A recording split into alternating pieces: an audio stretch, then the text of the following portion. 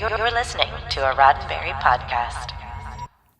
Today is Friday, August 6th, 2021, and this is your daily Star Trek news from the Roddenberry Podcast Network. On today's show, Paramount Plus and Star Trek Prodigy are coming to Europe thanks to a new deal with Sky.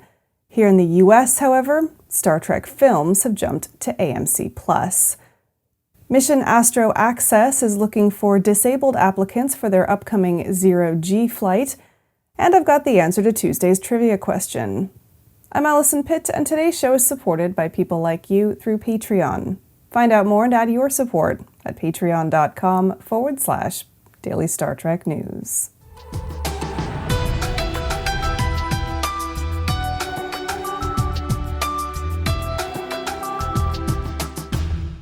Since the announcement in February that Star Trek Prodigy would join the rest of the current franchise lineup on Paramount Plus, overseas fans have been waiting to hear how they will be able to watch this latest animated offering from the Star Trek universe. Well, the wait is over, at least for residents of the UK, Ireland, Italy, and GSA, aka Germany, Switzerland, and Austria. Viacom CBS has officially announced a deal to bring Paramount Plus to Europe via the entertainment network Sky, as reported on their website. Raphael Anekino, President and Chief Executive Officer of Viacom CBS Networks International, expressed excitement at the multi-year deal, saying, "We are thrilled to expand our long-standing partnership with Sky to continue delivering Viacom CBS's leading portfolio of premium entertainment brands to Sky customers, and importantly, bring Paramount Plus to new audiences in all Sky markets, including the UK, Ireland, Italy, and GSA. Now, the agreement will make Paramount Plus available to Sky's 23 million customers through their Sky Q platform, and subscribers to the premium-level Sky Cinema service will get it at no additional cost. Paramount Plus will also be available direct to consumers in these countries through their app available for iOS, Android, and other supported devices. Now, the press release did not mention Star Trek Discovery, currently available in Europe on Netflix, or Star Trek Lower Decks, which streams overseas on Amazon Prime Video, leading some, like TrekMovie.com, to assume that those deals will remain in place. Star Trek Strange New Worlds was also missing from the announcement, so overseas fans will have to wait a bit longer to find out how they can catch the adventures of Captain Pike and the crew of the USS Enterprise.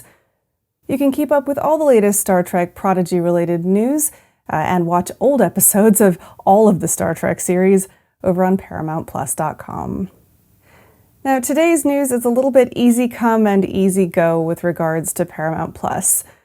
Many of us have come to equate the Paramount Plus streaming service with Star Trek content here in the United States, and for a time that was becoming even more of a reality. But as of this month, that expectation is a little farther from being fulfilled. Paramount Plus in the US is already the home of every episode of every Star Trek television series. According to Trek Movie, earlier this summer, the service also added, along with hundreds of other movies, all but one of the original series Next Gen and J.J. Abrams' Star Trek feature films. Star Trek 2009 was the one that was missing.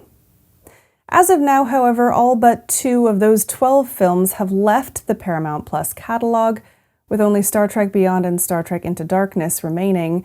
The 6 original series movies and all but 1 Star Trek Generations of the next-gen films have since migrated to the AMC streaming service. Generations appears to be currently unavailable to stream. AMC Plus was launched last year and makes content available from among AMC's brands, including the AMC Network, home of The Walking Dead, BBC America, IFT, Sundance TV, and Shudder. There's no word as to when or if these Star Trek films will return to Paramount Plus, but that's hardly surprising.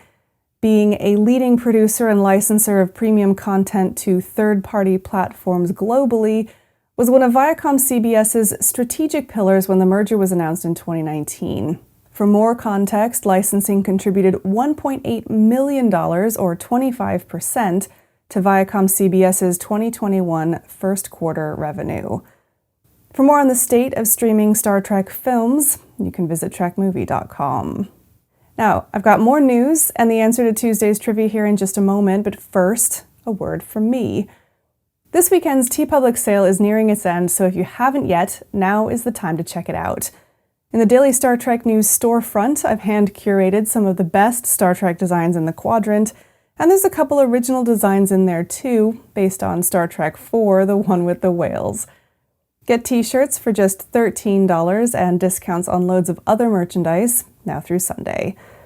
Now, one of the great things about TeePublic is that when you buy a cool Star Trek design from them on t-shirts or anything else, and regardless of whether it's a curated item or a Daily Star Trek News original, TeePublic rewards us with a small affiliate incentive, so you can get cool merch and support Daily Star Trek News all at the same time. So check out our shop today. Head to teepublic.com/stores/Daily Star Trek News. That's teepublic.com/stores/Daily Star Trek News. And happy shopping. There's an awesome opportunity coming up for people with disabilities who want to contribute to the next wave of spaceflight research. Mission AstroAccess is currently recruiting a group of disabled scientists, veterans, students, athletes, and artists for a zero-G parabolic flight mission. That's the weightless one. It's taking off on October 17th of this year, with plans for more flights in the future. Here's what AstroAccess has to say about what the chosen group will get up to. These AstroAccess ambassadors will experience weightlessness and carry out lunar gravity, Martian gravity, and zero-gravity observations and experiments, investigating how the physical environment about space vessels should be modified so that all astronauts and explorers, regardless of disability on Earth, can live, work, and thrive in space. Their plan is also to have AstroAccess ambassadors be public advocates for disability access in the fields of science, technology, engineering, and mathematics, together commonly known as STEM. Now, the AstroAccess program comes with some pretty heavy credentials. It's supported through the Whitesides Foundation and is part of the SciAccess initiative. It's also financially supported by Yuri's Night, a nonprofit space advocacy group that aims to use the excitement and inspiration of space as a catalyst for educating and developing the next generation of explorers. Additionally, the team organizing the flight includes some of the world's best disability advocates and space industry leaders. Now, if you're interested in applying to join Mission AstroAccess, here's what you need to know. Applications are open to people who satisfy the following criteria. You must identify as disabled. This includes those who are deaf but don't identify with the word disabled.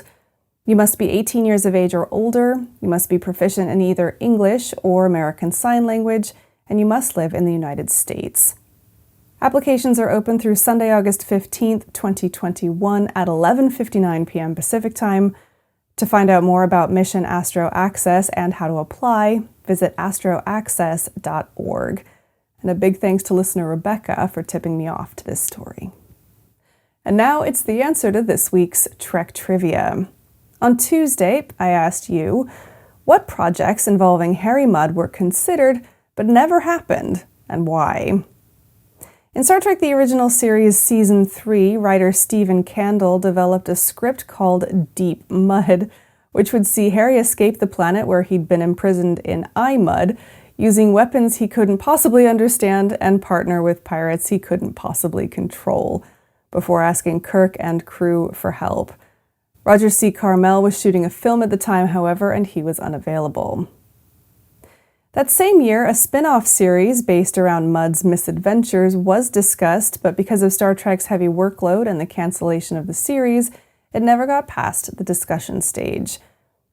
Next, an early draft of Star Trek IV, Admiral Kirk was to be put on trial for his crimes in Star Trek III. Mudd would have been a character witness at that trial, but the entire script was rewritten and Roger C. Carmel's health was failing, so Mudd never made it to the big screen. And finally, around the same time, the writers of Star Trek The Next Generation were developing the Season 1 finale, The Neutral Zone, which featured 3 cryogenically frozen humans. One of those humans might have been Harry Mudd, but Roger C. Carmel sadly passed away before he could reprise his role. Plus, they ran out of mud puns. I'm not a huge fan of Harry Mudd. What can I say? For more Trek trivia, tune in next Tuesday. Now, don't forget, we've got a giveaway running now through the end of next week for Star Trek Online codes. We've got 5 Klingon personnel packs to give away for each of the Xbox One and PlayStation 4, and it's easy to enter. Just retweet our giveaway tweet, or you can just email me. The address is info@dailystartreknews.com and use the subject line Star Trek Online. Entries close next Saturday, August 14th at 11:59 p.m. Pacific Time. Once again, that's dailystartreknews.com/Star Trek Online, and good luck. Well, that's it for today's Daily Star Trek News from the Roddenberry Podcast Network. Don't forget to check out the other great shows on the network at podcasts.roddenberry.com. Daily Star Trek News is produced by me, Alison Pitt, and written by Chris Peterson, Jack Brown, and David Powell, with trivia by T. Rick Jones. We're supported by people like you through Patreon. Find out how you can add your support at patreon.com/Daily Star Trek News. I'm back on Monday with more of the Star Trek news you need to know. I'm Alison Pitt. Have a wonderful weekend, and live long and prosper. This is a Roddenberry podcast. For more great podcasts, visit podcast.roddenberry.com.